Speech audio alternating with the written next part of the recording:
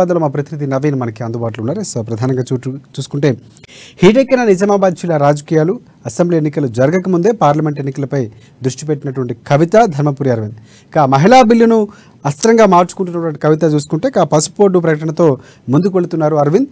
గతంలో పసుపు బోర్డు ఏర్పాటు విషయంలో కవితను ఓడించినటువంటి పసుపు రైతులు తనను గెలిపిస్తే పసుపు బోర్డు తెప్పిస్తానన్నటువంటి అరవింద్ మాట నిలబెట్టుకునే దిశగా ప్రయత్నం చేస్తున్నటువంటి పరిస్థితి. గతంలో ఇచ్చిన మాటను నిలబెట్టుకున్నాను కూడా అరవింద్ చెబుతున్నటువంటి పరిస్థితి. ఈ మధ్యనే దానికి సంబంధించినటువంటి ఆర్డినెన్స్ కూడా రావడంతో ఒకంత ఉత్సాహంతో పనిచేస్తున్నటువంటి పరిస్థితి కనిపిస్తుంది. దీనిపై పూర్తి అప్డేట్స్ అందిస్తారు. ఎస్ నవీన్, చెప్పండి.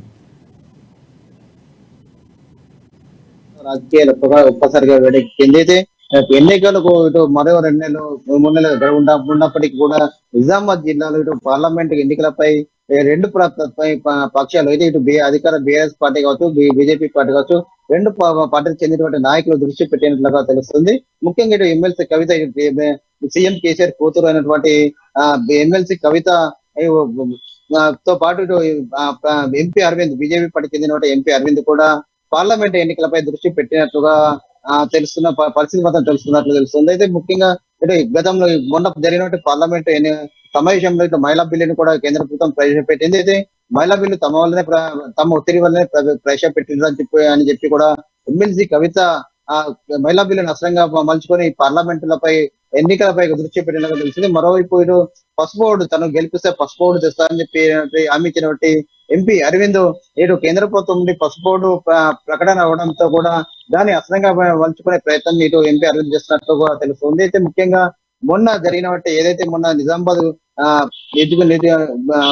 నిజామాబాద్ సంబంధించిన మున్సిపాలిటీకి 60 కోట్లు రాష్ట్ర ప్రభుత్వం ప్రకటించడంతో దానికి సంబంధించి ఎమ్మెల్సీ కవితకు స్వాగత సభను ఏర్పాటు చేశారు ఇటు బీఆర్ఎస్ పార్టీ నాయకులు. ఇందులో ఈ సభని పూర్తిగా ఇటు ఎమ్మెల్సీ కవిత సభకు ఇచ్చేశారు. భారీ ర్యాలీ కూడా వచ్చారు. అయితే ఈ ర్యాలీ సందర్భంగా కూడా ఇటు మహిళలు ఉద్దేశించి ఇటు పార్లమెంట్ లో మహిళా బిల్లు ప్రవేశపెట్టడానికి తాము పూర్తిగా ఇటు జాతీయ ఇటు భారతీయ జాగృతి సంస్థ పూర్తిగా కృషి చేశారని చెప్పి కూడా చెప్పే ప్రయత్నం చేశారు.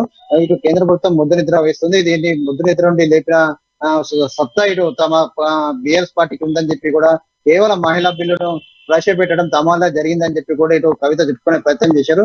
ముఖ్యంగా ఇటు పార్లమెంట్ లో ఇటు అసెంబ్లీ ఎన్నికలు కావచ్చు, తర్వాత జరిగే పార్లమెంట్ ఎన్నికలకు సంబంధించి కావచ్చు, ఇటు మహిళలను ఓటర్లను తమ వైపు తీసుకునే ప్రయత్నంలో కవిత పూర్తిగా ఇటు ఉన్నట్లు కూడా తెలుస్తుంది. మరోవైపు గతంలో చూసుకున్నట్లయితే గతంలో పసుపు విషయంలో చూసుకున్నట్లయితే పోయిన పార్లమెంట్ ఎన్నికల్లో పసుపు అప్పుడు ఉన్నట్టు ఎమ్మెల్సీ అప్పుడు ఉన్నట్టు ఎంపీ ఉన్నట్టు కవిత పసుపు బోర్డు తీసుకోవడంలో పూర్తిగా అలసత్వం వహించిందని అంటూ కూడా ఇటు పసుపు బోర్డు సంబంధించిన రైతులు పెద్ద ఎత్తున పార్లమెంట్ కు సుమారు 213 మంది అక్కడ ఉన్నటువంటి పసుపు రైతులు కూడా అక్కడ ఉన్నటువంటి ఎంపీకి పోటీలో ఉన్నటువంటి కవితను ఓడించేందుకు కూడా పెద్ద ఎత్తున నామినేషన్ వేశారు.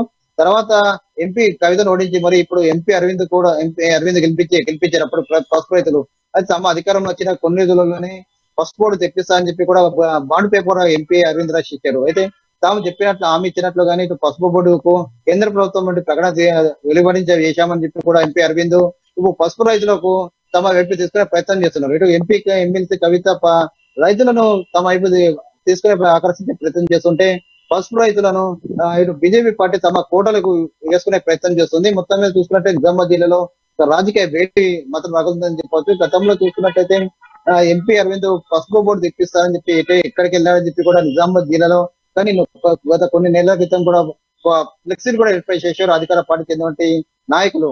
అది దీనికి దీటుగా ఇటు పసుపు బోర్డు తెప్పిస్తాము, దానికన్నా ఎక్కువ స్పైస్ బోర్డు కూడా ఇక్కడ నిజామాబాద్ తెప్పించాము. గతంలో సీఎం కేసీఆర్ అధికారంలో వస్తే అనేక హామీలు ఇచ్చారు. ఇటు డబుల్ బెడ్రూమ్ కావచ్చు, ఎన్ఆర్ఐ సెల్ కావచ్చు, సీఎం దళితులు సీఎం చేస్తున్నారు, అవి ఎక్కడ పోయాయని చెప్పి కూడా ఇటు అంతే దీటుగా ఇటు బీజేపీ పార్టీకి చెందినటువంటి నాయకులు కూడా కౌంటర్ గా అదే ప్రాంతంలో కూడా ఫ్లెక్సీలు నేర్పేశారు. అయితే తర్వాత గొడవ సద్దుమణిగింది. ఇప్పుడు అక్కడతో పాటు కూడా నిజామాబాద్ జిల్లా వచ్చే నెల 3న నిజామాబాద్ జిల్లా కేంద్రంలో కూడా ఇటు ఎంపీ పర్యటన ఉంది, భారీ బహిరంగ సభ ఉంది. ఈ బహిరంగ సభలో కూడా పసుపు బోర్డు ప్రకటన చెప్పించేందుకు కూడా ఇటు బీజేపీ నాయకులు సన్నద్ధమవుతున్నారు.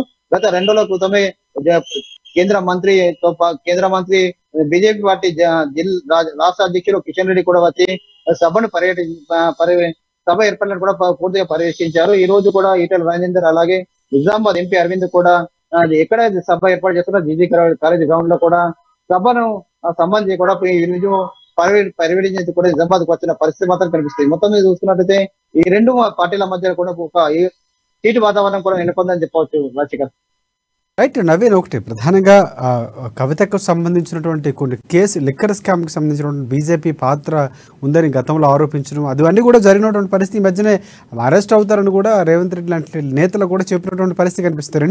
రెండు పార్టీలు ఒకటే, ఒక తాను మొక్కలే అని చెప్పినటువంటి పరిస్థితి కూడా ఉంది. సో ఈ నేపథ్యంలో ఇప్పుడు చూస్తున్నటువంటి సవాలు మనం చూస్తే ఏ విధంగా చూడవచ్చు అంటారు? ఎందుకంటే పసుపు బోర్డుకు సంబంధించినటువంటి హామీ కానీ మహిళా రిజర్వేషన్ సంబంధించి రెండూ కూడా ఒకే చెప్పినటువంటి పరిస్థితి కానీ అమలు చేస్తున్నటువంటి పరిస్థితి లేదు. మహిళా బిల్లు పూర్తిగా అమల్లోకి రావాలన్నా లేకపోతే పసుపు బోర్డు వినియోగంలోకి రావాలన్నా చాలా టైం పెట్టేటువంటి పరిస్థితి రెండు కూడా కనిపిస్తూ ఉన్నాయి. సో ఈ నేపథ్యంలో ఇప్పుడున్నటువంటి సవాళ్ళ నేపథ్యంలో ప్రజల నుంచి ఎలాంటి స్పందన కనిపిస్తా ఉంది? అయితే ప్రధానంగా కాంగ్రెస్ పార్టీ కూడా చెప్తుంది, ఇటు అధికార బీఆర్ఎస్ కావచ్చు బీజేపీ పార్టీ రెండు ఒక మిత్ర పార్టీలు అని చెప్పి కూడా పదే చెప్తూ వస్తుంది.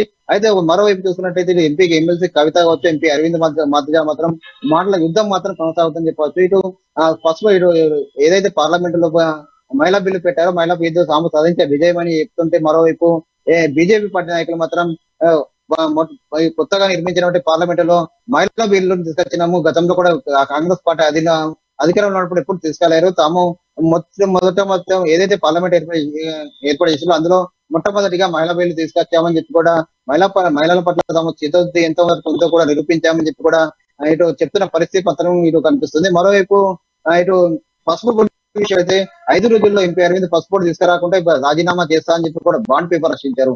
దీనిపై కూడా గత కొన్నాళ్ళుగా కూడా అధికార బీఆర్ఎస్ పార్టీ నాయకులు పదే ఎంపీ అరవింద్ అడ్డుకోవడంతో పాటు ప్రశ్నిస్తూ వస్తున్న పరిస్థితి కనిపిస్తుంది. దీని విషయం రెండు రైట్ నవీన్, ఇంకొకటి అంటే రెండు కూడా చూసుకుంటే ఇందాక మనం మాట్లాడినట్టు రెండు కూడా మిత్రపక్షాలుగా ఉన్నటువంటి పార్టీలుగా కాంగ్రెస్ పార్టీ ఆరోపిస్తున్నటువంటి పరిస్థితి కనిపిస్తుంది. జరుగుతున్నటువంటి పరిణామాలు అంటే అధ్యక్ష పదవి మార్పు కానీ ఇవన్నీ కూడా కొన్ని ఆర్జ్యం పోసినట్లే కనిపించని ప్రజల్లో కొన్ని ఊహాగానాలు వచ్చినటువంటి పరిస్థితి కూడా ఉంది. సో ఇప్పుడు ఈ నేపథ్యంలో ఇప్పుడున్నటువంటి జరుగుతున్నటువంటి రాజకీయ పరిణామాల నేపథ్యంలో ఇది కాస్త కాంగ్రెస్ పార్టీ కలిసి వచ్చే అంశం అనుకోవచ్చు మనం.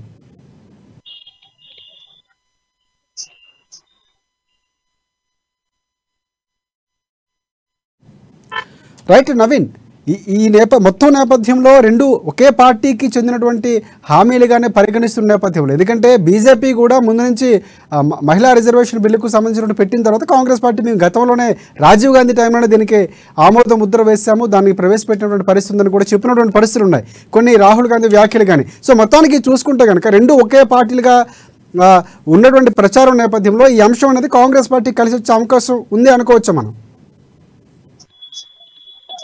ఖచ్చితంగా అనుకోవచ్చు, ఎందుకంటే గతంలో కూడా కాంగ్రెస్ పార్టీ కూడా ఎప్పుడైతే కేంద్ర ప్రభుత్వం మహిళా బిల్లును ప్రవేశపెట్టిందో అప్పటి నుంచి కూడా కాంగ్రెస్ పార్టీ ఒకటే కౌంటర్ చేసుకుంటూ వస్తుంది. గతంలో కూడా ఈ మహిళా బిల్లుని తాము ప్రవేశపెట్టాము, అప్పుడు అదే మహిళా బిల్లును కూడా అప్పుడు ప్రవేశించినప్పుడు కూడా అక్కడ తనకు మహిళా బిల్లు కూడా మద్దతు కలగలేదు, అందుకోసమే మహిళా బిల్లు పక్కకి వెళ్ళిపోయింది. కానీ ఏదైతే అప్పుడు ప్రవేశపెట్టామో అదే మహిళా బిల్లును ఇప్పుడు బీజేపీ పార్టీ కూడా ప్రవేశపెట్టింది, ఇందులో గొప్ప ఏం లేదని కూడా ఇటు కాంగ్రెస్ పార్టీ నాయకులు చెప్తున్న పరిస్థితి మాత్రం కనిపిస్తుంది. అయితే ప్రస్తుతం మొత్తం మీద చూసుకున్నట్టయితే ఇటు మహిళా బిల్లు విషయంలో కాంగ్రెస్ పార్టీ ఎప్పుడో తమకు మద్దతు ఎప్పుడో ప్రవేశపెడుతుంటేనే ఇప్పుడు బీజేపీ పార్టీ ప్రవేశపెట్టింది, ఇందులో గొప్ప ఏం లేదని కూడా ప్రజలకు వెళ్లే ప్రయత్నం చేస్తుంది. మొత్తం మీద చూసుకున్నట్లయితే మహిళా బిల్లు కావచ్చు, ఇటు పసుపు విషయం బోర్డు విషయంలో కూడా 3 పార్టీలు ఇటు ఓటర్లను కూడా ఆకర్షించే ప్రయత్నం చేస్తున్నట్టు చెప్పవచ్చు రాజశేఖర్.